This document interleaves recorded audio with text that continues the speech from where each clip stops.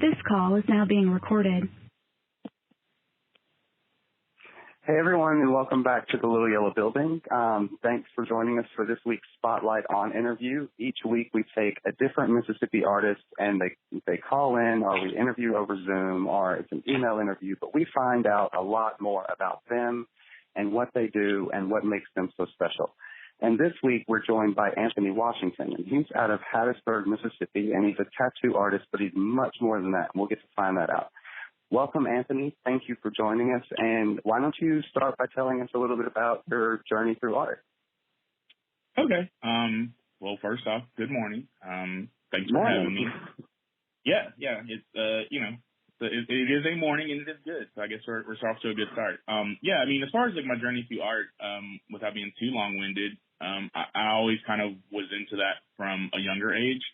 I came from a pretty religious family, as a lot of people do in the South. So art was not like, I guess, the forefront with that kind of stuff. But I am very thankful that my family, they kind of made the assumption that like if I was keeping my hands busy, if I was creating, that was a better move than just let me get, wild in other areas. So that was always my focus. They, allowed me to take some art classes from different local artists many, many years ago. And then that kind of got the ball rolling. I went through a phase where I was actually going door to door doing art sales, with a little wagon, like paintings and stuff.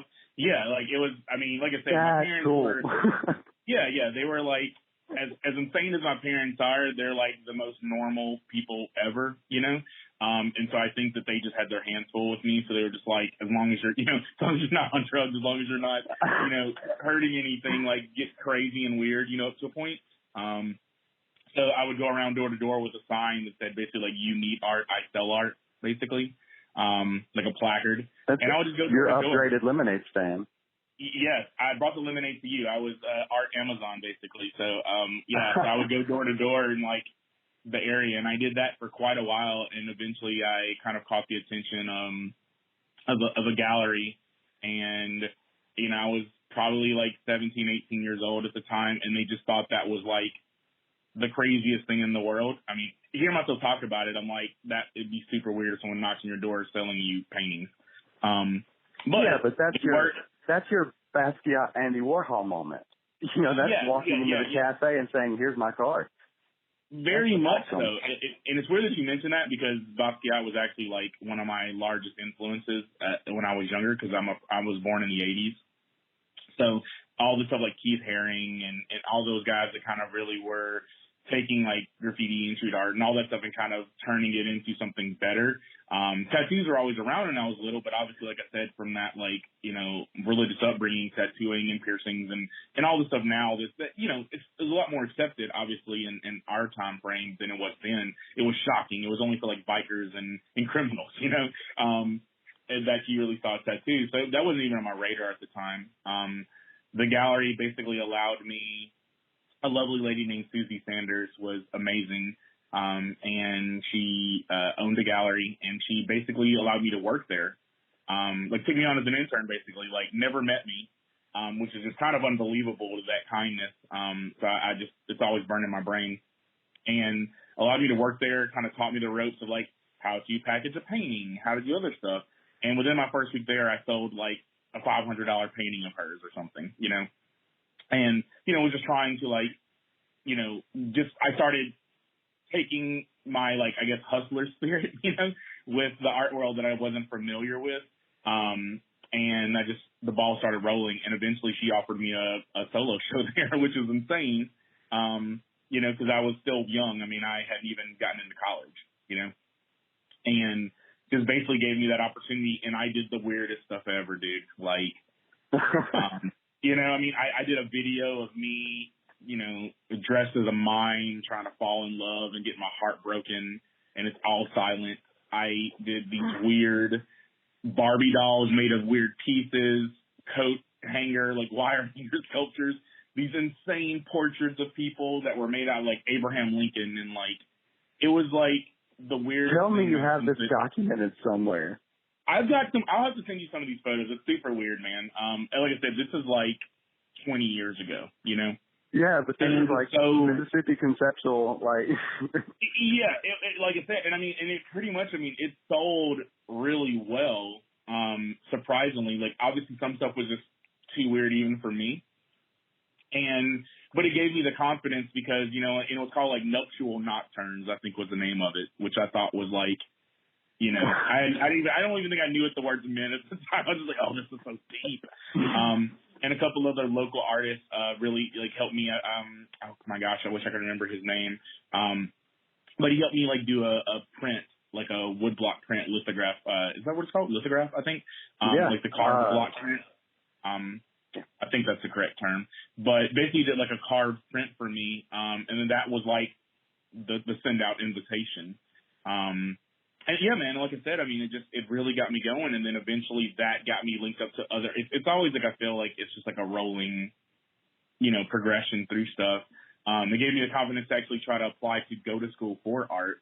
And when I got accepted, Ms. Sanders actually gave me money as a congratulations to go to school, and that really helps me because I came from a pretty lower income situation as most artists do. And so, yeah, it was just like, it opened up the door to give me possibilities, and that opened up other avenues to where I started doing like local art shows, kind of, just like I would get people together and I would go to the library because I learned that the library would allow you to like rent out spaces for like community functions. So I would turn them into art projects and call it like mixed media productions. And basically, like, we would put on like art shows for people, like a reception, and then from that I just went off to school. Yeah, I know, just like I was like, you had more of an artist experience in life and shows by the time you were 20 than a lot of them have by the time they reach 35 or 40. Well, I think you did it yourself. That's insane. Exactly. Yeah, I think that's the thing that helped me. Like we kind of, before we started the recording, we talked a little bit about being like forged in fire. I use that quote a lot just because I'm a nerd and I think of like Lord of the Rings, being forged in Mount Doom or whatever. And I think that like when you have nothing, you have to make something, right? Like there is no bottom, you're already there. And so, step by step, $100 here turns into $1,000 later, and then that 1,000, 10,000, and so on and so forth. So it was just opening up those avenues for me that enabled me to get into, art school. And I was able to get, thankfully I had a decent brain on my shoulders as well. So I was able to do well on my ACTs and all that stuff. And that led me to go into Southeastern in Louisiana, which I really wanted to go there because they had some really interesting painters. And I really was always obsessed with like figural type work. Most of my work is, if I can do something with a face, even in my current work, I'm going to always try to do something with a face. Like I just, I thought, I don't know, I've just always been obsessed with the figure. Most of the artists that I like, whether it's abstract or, any style you could take from art, I'm like, the pieces that I care about the most, lean towards that stuff. And, and as I was doing shows and getting scholarships and doing that stuff, like we kind of talked about before, you meet other artists, you develop that community. And there's been so many influential people to me through that time period. So like my art teacher would give me like my own studio space. So it was like I was in the class, but I had my own space to work, so it was kind of that skill plus determination, which I feel like some artists, you have the skill set, but you're not determined, if that makes sense. Yeah, I tell my kids all the time, you can, hard work beats talent when talent won't work. Yeah, exactly. And there's people out there, I tell people all the time, it's like, I'm on that 7 out of 10 scale, I think you have to have some skill, right? But being able to get out there and promote and all that stuff and all through that college stuff, eventually, unfortunately, as an artist, even graduating, it allowed me to, do some studying up in Canada through my artwork and through my like little thesis stuff I had to do through honors college and stuff with art, which there aren't many artists at the time that graduated there that were in like the honors program as well. I might have been the only one, so I was actually do like a thesis on my art. And then when I graduated, it was like, oh, I'm still poor. So, it was just like, oh, I still have no money.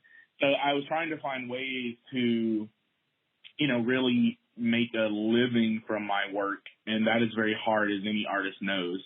And, like I said, coming back home after all these travels and going all over and all these different states and out of the country and doing things like that, I came back home and I was still kind of struggling. I was like, working the odd jobs like everyone does to get on your feet.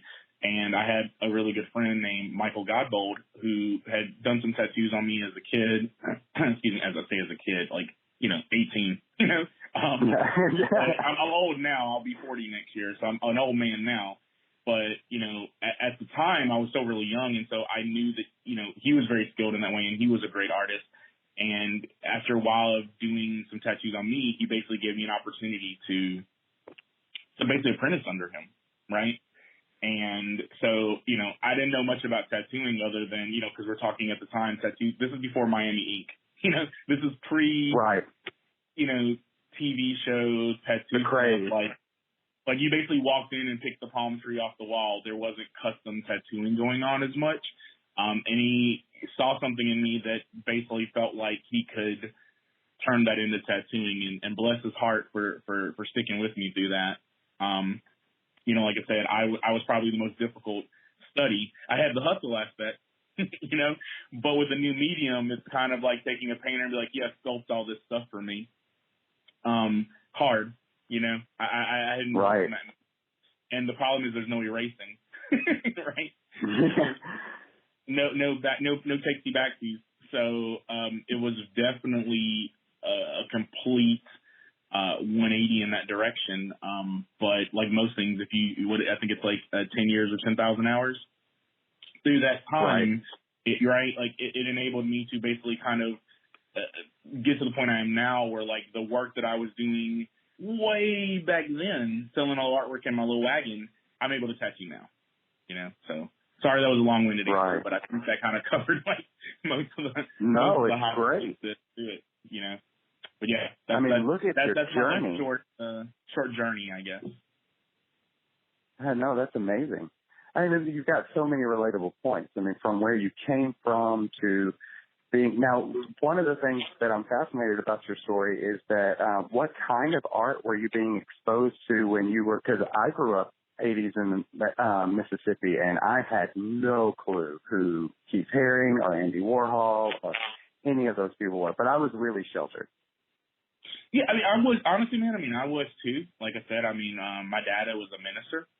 My mom was, in the nursing and in the healthcare stuff. Then she ended up working for like the Internal Revenue Service.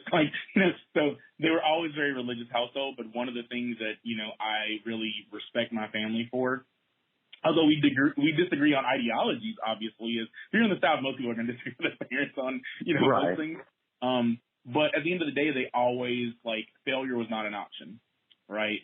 So I don't know if that's a good lesson or not, but they were really key on pushing education and, B's were not acceptable. You better make an A,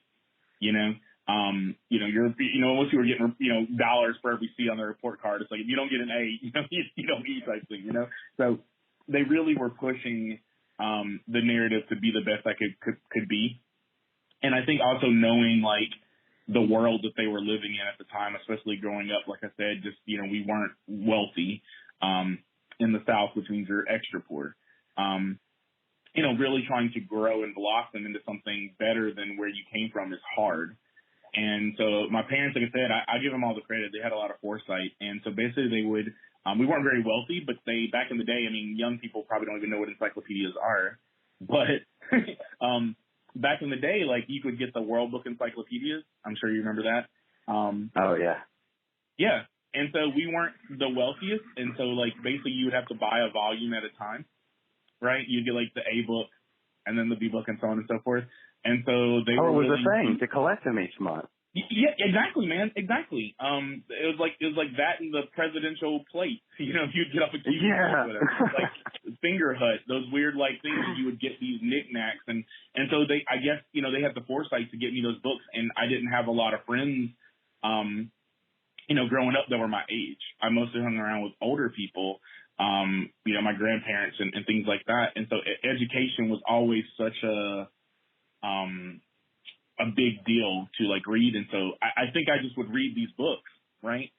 And I would go to the library because it was free, and so I would just immerse myself in anything art-wise. Anytime I got to go, like I would just get the max amount of books, whatever it was, like 12 books at a time or something.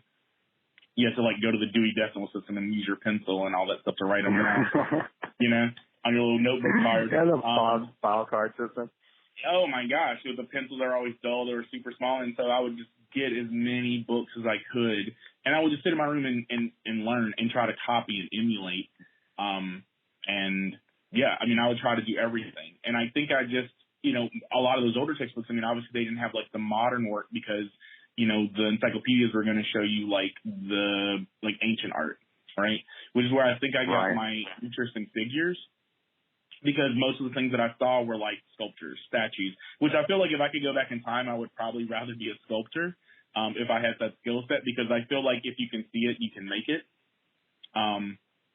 But yeah, I didn't have access to marble. Right? Like I didn't have access. Pen and paper was a lot easier to get. And so, yeah, like I said, through that and just so much massive help along the way, I definitely couldn't be someone who, like, I did it all myself. I wish I did. I definitely put in the work, but so many artists, like, that were older than me at the time, like, took me on. And if they did an art show, they would, like, snatch me on with them, So, like, I would be able to enter in, like, a painting, And, you know what I mean? Like, I was able to sneak in like one piece. And then normally that piece was so weird or so stand out, that it got me noticed, right? Because it didn't match the still life or whatever that they were painting. My painting was like me as a kid with like split heads or something, very like, repressed, mental anguish. And so it was like, what in the world? I'm trying to think of the name of the artist, but it is flipping right now. It's similar to like I think it's like Robert Rauschenberg. He's kind of doing these layered images and stuff like that. And so I was trying to do that, but like with drawing. And if you look at my tattoos that I do now, a lot of it has like scenes within scenes, like layered imagery and wording, and it's not just like here is a bird, you take every one and make it your own with different, not necessarily different meanings, but more instilled meanings. You can see that from your work. You try. I love your tattoos. Exactly, yeah, you try. Obviously with any type of artwork, you are limited by the patrons, right? And in my situation, I can't, if you mention before, I can't erase. So it is tough, and that is probably like my biggest struggle, currently. That terrifies me. It's scary. The whole reason that I never considered tattooing as a career is because of my lines and thinking that I'm going to pull something and somebody's going to wear that. And of course, I know that over years and over practice, you become amazing. But that was terrifying to me. That stopped me in my tracks. It's honestly, man. There are certain styles that like I don't do because of that reason. Or I don't focus on, not that I think I have like bad line work by any means. I think it's nice, it's decent at least. But I think that with most things in art, it's like if you focus on a certain thing, it is very hard to do a complete 180 and do a totally different style. With tattooing, right? So like if you focus on landscapes and you're painting in a very surrealistic state where like your trees are melting, right? Your Salvador Dali over here, right? Then someone's going to come up to you and be like, oh, I love those melted trees. Paint my baby. Right? Right? Because in their mind, art is art, right? Like, and they're thinking like, oh, if you can paint a drippy tree, obviously you could do a portrait of my child or whatever, right? Or vice versa, people that paint babies and dogs and whatever, they're like, recreate the Starry Night for me, right? And so they're not thinking of that. And so normally I have to try to break it to them in terms of sometimes gets me in trouble because I'm a pretty straightforward person. And I'm like, think of it like this, like you have a toothache and you walk into the heart surgeon's office, right? And you're like, fix me, right? You went to That's a good way of putting it. Yeah. And normally, like, they get embarrassed and then they're mad, right? Or they take it as like, that makes sense. Like, let me go to someone that does teeth, right? I mean, we think about that in life all the time. We have dealerships for even cars, right? Like, you don't take your Mazda to the BMW dealership. I mean, I'm sure they could do it maybe, but that's not their specialty or whatever. So that's at least with my work. And some tattoo artists are very different. They're trying to do the, like, jack of all trades, master of none, right? And that's the thing about with any artwork is, like, there are artists out there and they just do whatever. Like, they are proficient in a lot of different things. I feel like for me, I am trying to be the best that I can be at what I do, you know? I normally try to focus on, like, you know what I mean? Like, I'm kind of and then there's an audience for everyone. There's definitely those people out there who are hardcore fans of the jack of all trades. But then there's something to be said for the artist that's taken their time and mastered what they do, because they've put in their own personality. Like, if you scroll through your Instagram and look at your tattoos, I can spot your tattoos. You know, once you become familiar with it, it's just like a signature. You know, you've got your line work and the way you work with color. Yeah, I hear that a lot from clients and from people that are interested in my work, is that, you know, I mean, it obviously looks like I did it. There are some things that obviously are different that, you know, obviously I'm like, you know, this is not my normal stuff, because, and like I said, I mean, it is a business at the end of the day. And, you know, I may not always post a word, you know, or something, you know, that someone wants that I don't really have a chance to really do much, put a lot of creativity into it, but it doesn't mean that, like, I care about it less, I guess, that, you know what I mean? Because I think from a client's perspective, their tattoo is amazing no matter what it is, right? Just like any art patron, you know, they're thinking their 1 inch by 1 inch sketch is the same as a mural, right? From the artist's perspective, obviously you would rather paint the mural, right? But you still have to make a living, and so the 1 inch by 1 inch sketch, hey man, you got to keep the lights on, right? So it's no problem. But you may only post the mural, right? So I think it's like, from that perspective, is like what you're trying to kind of, you know, the vibe you're trying to create for your artwork is kind of specific. And that's something that I've tried to work, you know, by reading more about, you know, the business aspect of art. That's something, like I said, that kind of helped me from my beginning, is like, thankfully, like, I think my mom working for the IRS kind of helped me think about it from a business perspective. Obviously I feel like I'm an artist through and through, as far as, like, I do say no to people for things that I don't feel comfortable doing if I can afford to, you know? But, you know, because I feel like they're going to pay you the same amount, whether it's the best thing you can do or the mediocre thing that you can do, right? It's not like you're charging less for, you know, you're charging an hourly rate. So I feel like if you're going to pay me the same amount, then it would just be smarter, right? If the steak costs the same as a hamburger, probably should get the steak, right?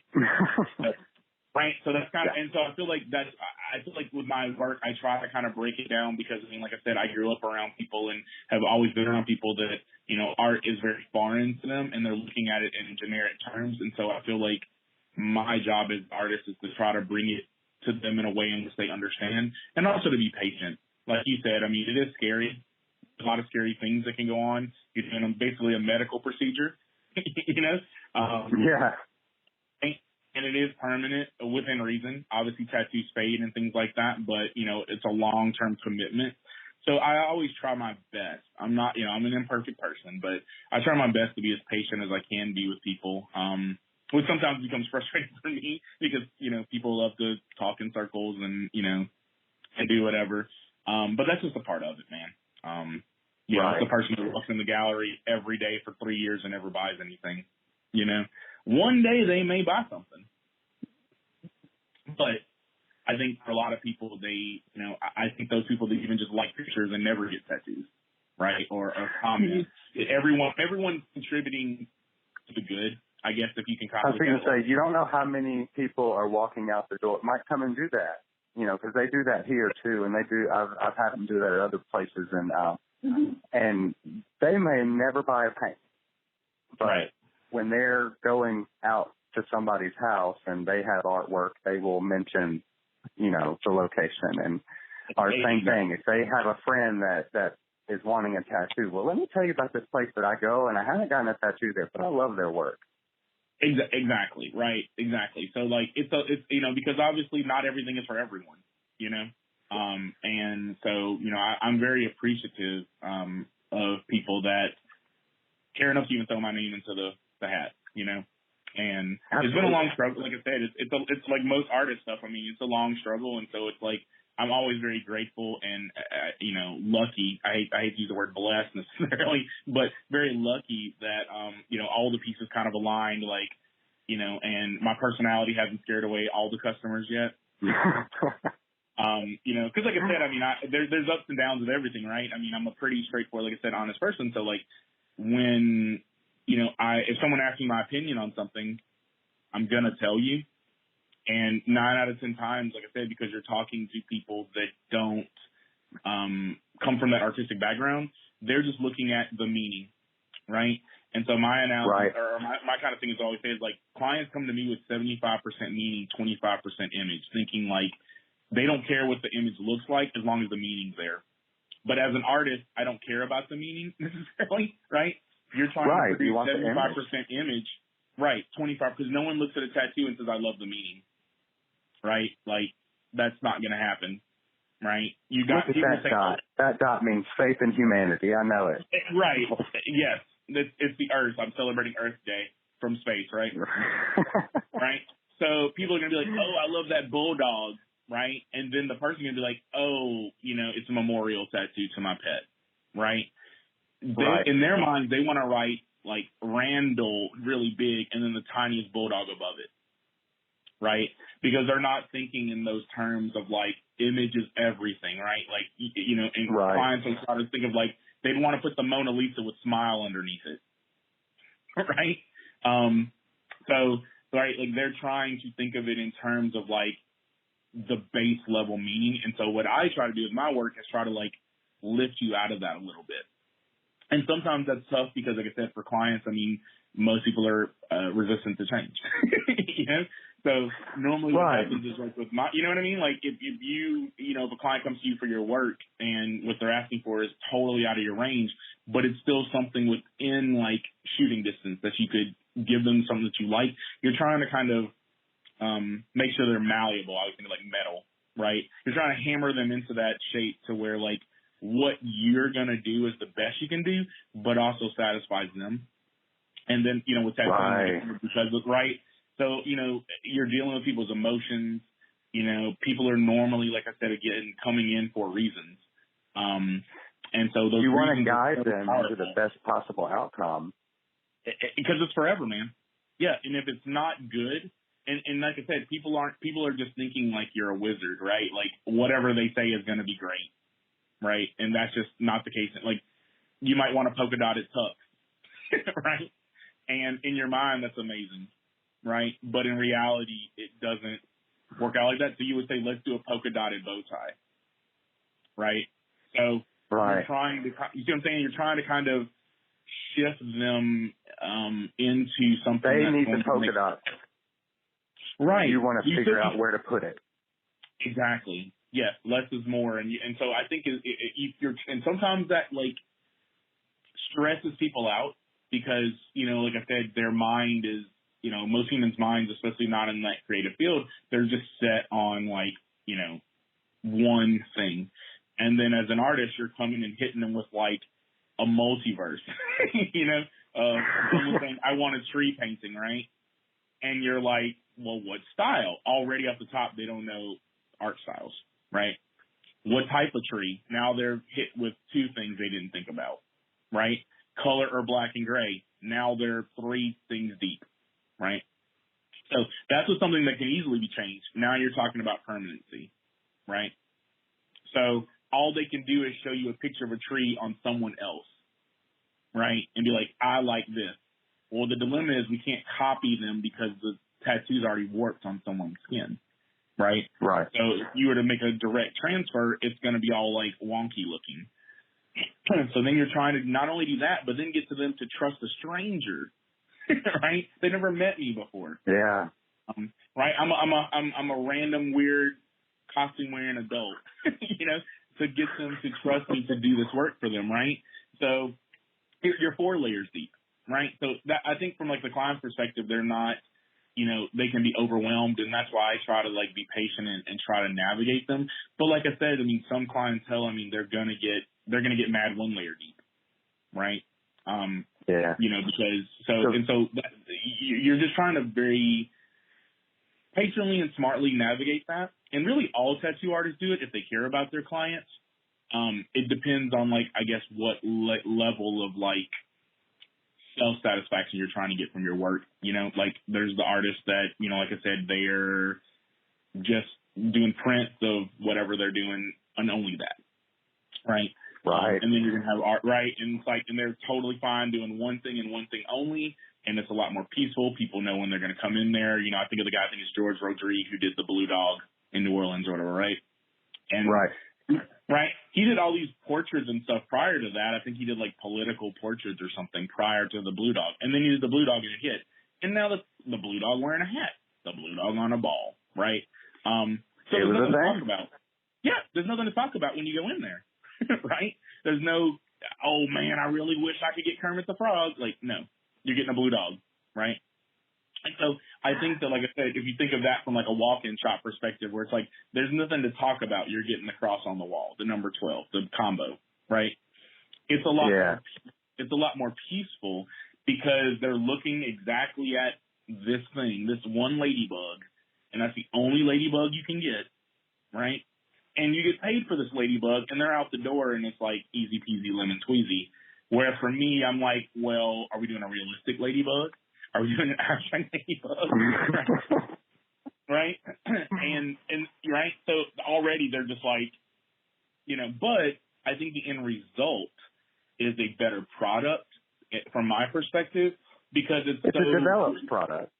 Exactly, man. You have to go through R&R, right? You have to go through the process of a peer group, right? Because, prior to COVID, they would have their friends with them, which sometimes is the worst thing ever. Sometimes it's good too. But, it's not good. You have to hope that the friend agrees with the artist because sometimes they'll try to go against you basically, right? Just to be like that, I don't know, girl, that kind of, right. perspective. So then you're battling 2 people. But that goes into like the COVID stuff. So like now no guests are allowed. So it's, a lot more peaceful, in that regard. I would imagine. Yeah, they can't bring a guest. So, but anyway, yeah, that's kind of, I guess a decent analogy of that whole situation. So tell me this, if somebody were to walk into Ink Company Tattoos and say, look, I can handle it, I want to sit and you can have my entire back for whatever you want, what would you do? Or how would you even feel about that? That would be pretty scary. I would probably be alarmed and question them. But the good thing about our shop is that I would say currently we are 100% appointment only. Prior to the shutdown, we were probably like 90% appointment only. So when people did walk in and they would kind of say stuff like that, like normally I don't think people mean that, right? So I think that when people see my work, they're thinking that is the work that I would do if I could do whatever. Does that kind of make sense? Yeah, but so I like, want to know what to Right, exactly. And so that would be terrifying and scary, right? So, so it's like, I think what I tattoo is a mixture of what I think I do decently, what I think I do well in quotation marks. Obviously, I'm growing every day.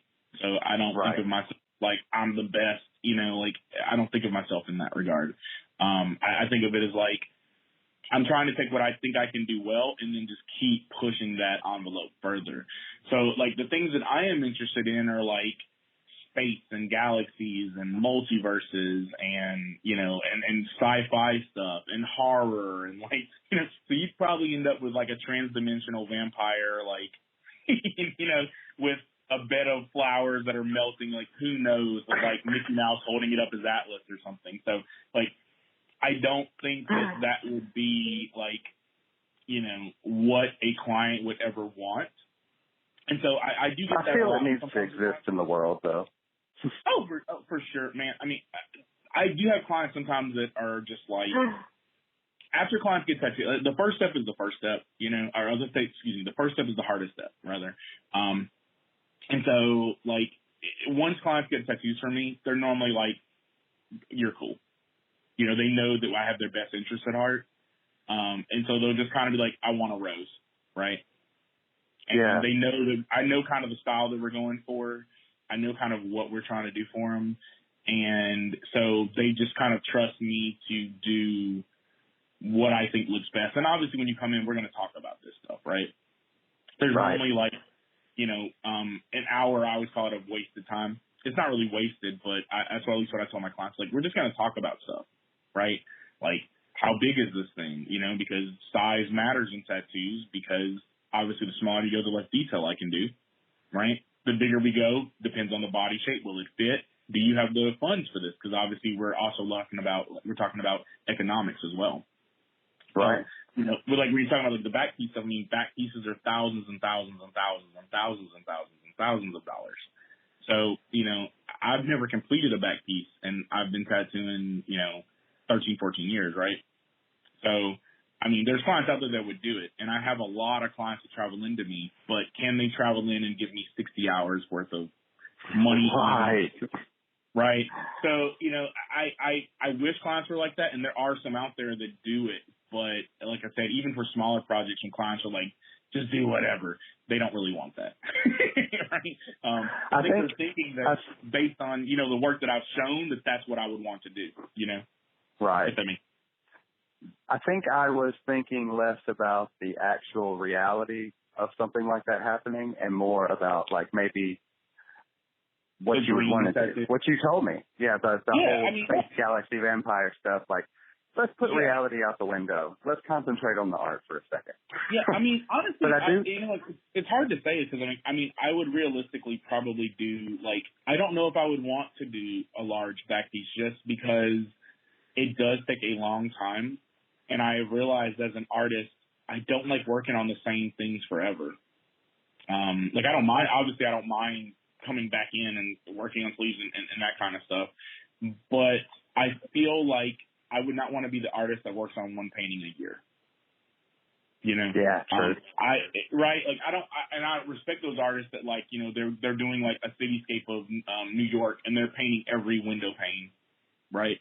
And that's amazing. And it's I had a chance, I forget, in New Orleans, it might have been like 3 years ago, they had like a realism exhibit at I think the Museum of Art in New Orleans, by the zoo. And it had like the Chuck Close type paintings and, you know, all these things were like, you're doing all the reflections in a glass of water, right? And these paintings, I'm sure they only produce like 6 paintings a year, right? And they're phenomenal and amazing, but I feel like for me as an artist, sometimes I just want to do Darth Vader's helmet and be done. Right. And then, right. You give me 4 to 8 hours. I do. Right.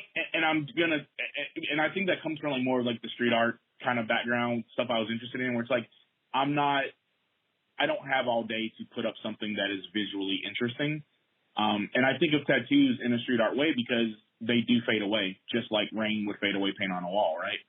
So I'm trying to make this image as nice as, I wouldn't say quick, but within the time frame that we have.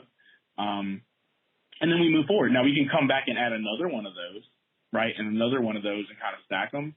And other artists are different. Like I said, I work with 2 great artists, Michael Gabbold and David Neal, and they kind of approach things almost sometimes from like the flip side of that, right? Where they're doing, you know, large scale thinking.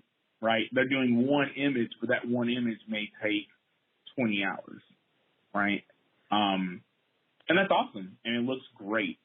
In a perfect world, sure, maybe I could do a 20-hour Princess Leia or something. But I would say that, like, you know, that once you bring the realistic aspect into it, that kind of limits me, you know, as far as that kind of stuff is. unfortunately money is out there, or the lack thereof, I should say. I wanted to ask you about one more thing, and then I'll stop eating up your time. Oh, no, you're good. Tell me about your stencil art, because I see that. That's yours, right? On your Instagram, the different stuff. I love those. Those are fun and amazing. Where are those? Are those do you put them on canvases? Do you put them up around places? They are very hidden, because it is illegal. So right. So okay, so you don't have to tell me where any of them are. But. Yeah. I wouldn't. But yeah, so that's why I don't I use them for obviously you could do them the same on canvases and things like that for sure.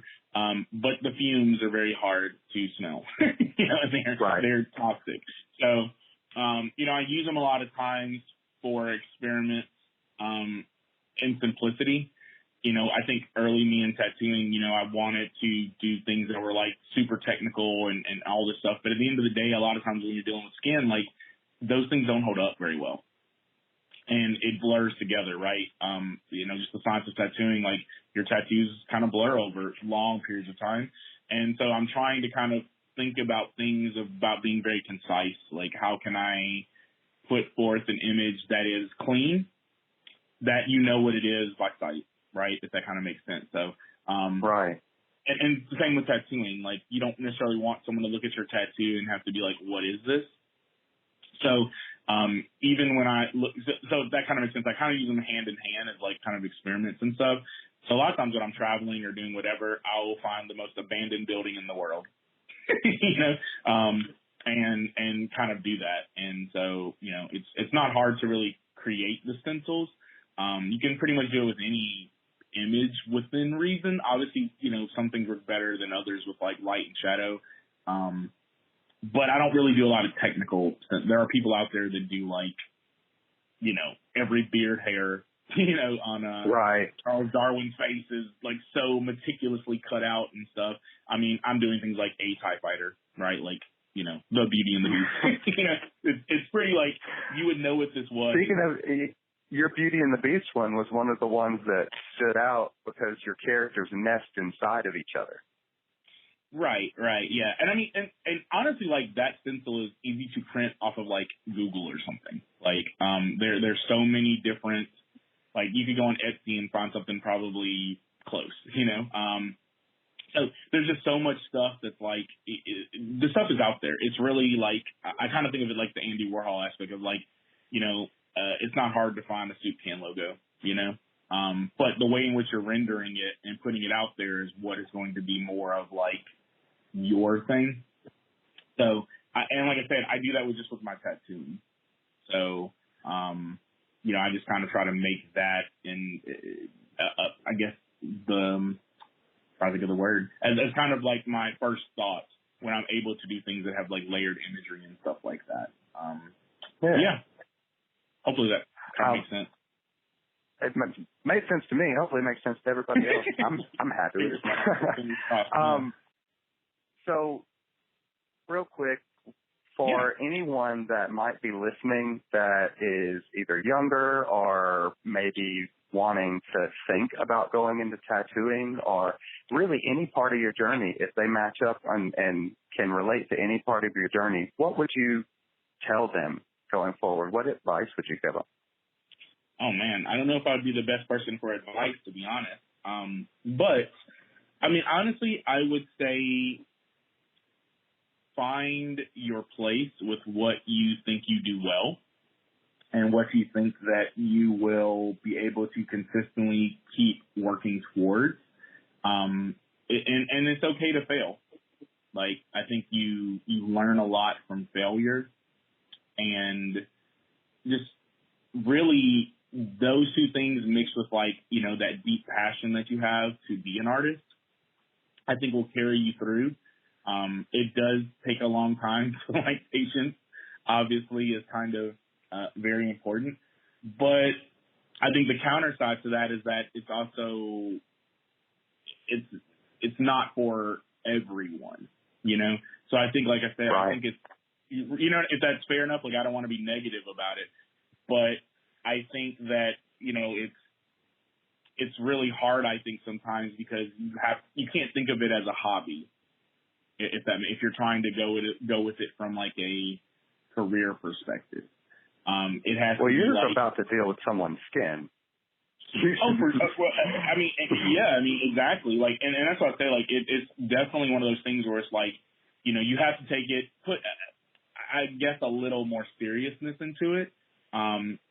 Because it is a long-term commitment, right? I mean, it's definitely not something that you can go at wildly. But like I said, I don't want to really focus on the negative because I feel like that's a part of the process is growth.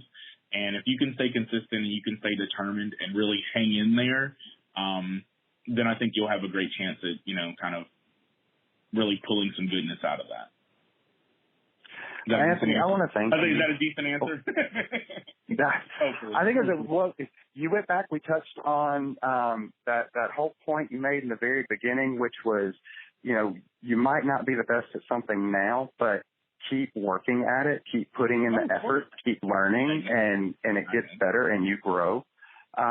I don't think you were ever negative. For me, you come from a very realistic point, and I appreciate that a lot because there's many times in my life where I wish somebody would have sat me down and been like, look, here are the realities of what you're about to go through, and here's the fantasy you have in your head of what you think this is all going to be. But this is a lot of work. Everything, and I try to tell my students who are in high school and the kids I get to talk to that are in college, I was like, you take this time right now and you savor every moment of it. If somebody gives you the opportunity to experiment with material, you do it because this is the only time in your life where this is all non-consequential. For sure. This is learning. Yeah, 100%. That's the time, and you hit the nail on the head. Like, that is the time. Like, I look back now, and it's like, when 20 years ago I was in college, right? So, it's a crazy time to think about that stuff. And I remember, really, it's like you don't understand struggle until you really struggle, and you don't think about the time that you've been gifted, like you said, to really experiment and to take those chances. And hey, if you have that chance to go do a gallery show, like, and that fear is scaring you, like, just do it, right? The worst that can happen is it's a failure, right? But you're going to have plenty more failures, unfortunately, in life. Like, that's just, especially if you're going to be in the art field. Like, I don't know hardly any artist that just, you're batting 1,000. Everything you do doesn't miss.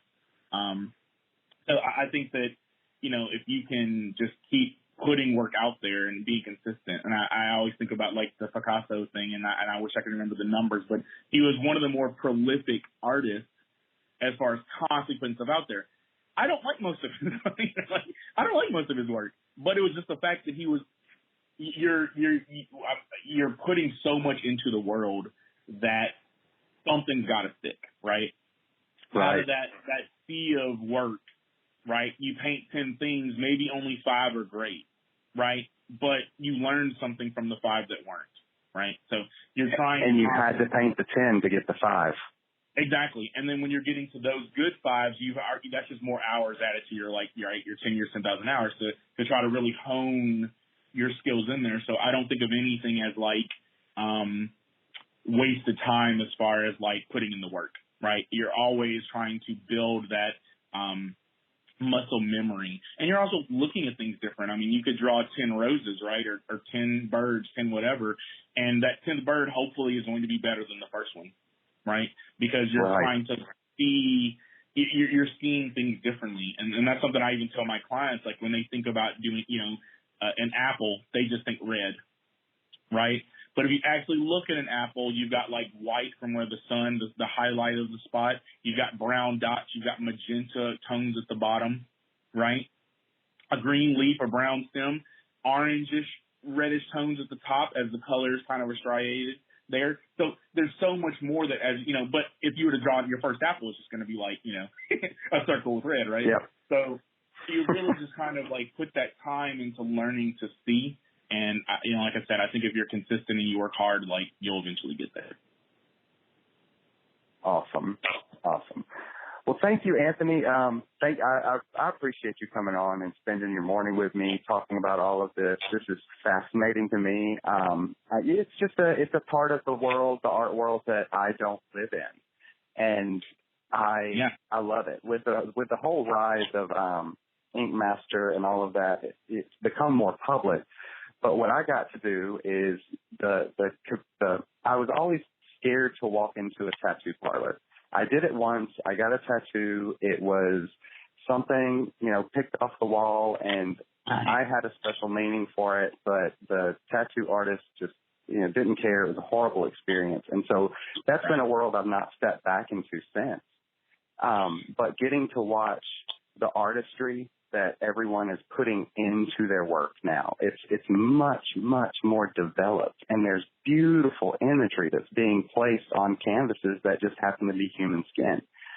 So I love what you do. I think it's amazing, and your work is beautiful and colorful and bright.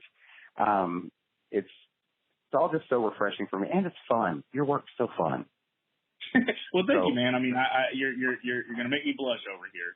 But, yeah, man, I mean, I definitely appreciate it. And, I tell everyone, it can be intimidating because I think that just the nature of tattooing has that element of, bad boy, biker bad boy. But it has definitely changed, and I think if you're able to really do your research and find an artist that, suits your needs, don't be afraid to talk to them, I mean, it's like we talked before, the artwork, it's a process of elimination. You're only getting better as you go. So if you talk to 5 artists, 1 out of 5 has got to be really good for you, right? So, take that time and really just trying to do your research because, like I said, no matter what you're looking for, I would definitely look for an artist that really feels like they are passionate and really care about, what you are interested in, regardless of what it is, right? And if they don't, maybe they can recommend someone that can. Wonderful. Well, thank you. Everyone who's been listening, this has been Anthony Washington. You can find him on Instagram, Anthony Ink Co. You can find him in Hattiesburg at the Ink Company Tattoos. Remember to make an appointment. It's that kind of thing now, and don't bring your friends. But I want to thank everyone for tuning in and listening to another artist interview. I love doing these, and I love getting to talk and meet, almost meet other artists. One day we'll all meet. But until next Friday, I will talk to you then.